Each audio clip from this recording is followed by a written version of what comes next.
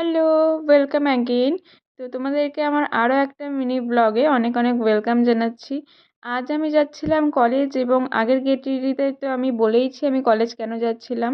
তো দেখতেই পাচ্ছ আমি কলেজে চলে এসেছি। এটাই আমাদের কলেজ। আমি ঢুকছিলাম কলেজের ভেতরে, সকাল সকালই কলেজে এসেছিলাম যেহেতু পরীক্ষাটা আমাদের অনেক সকালবেলায় ছিল। দেখো রুমে চলে এসেছি। আসার পর এখানে দেখলাম যে অনেকে এসেছে এবং অনেকে পাশেরও ওয়েট করছে, এক্সাম রুমে এখনও আসেনি।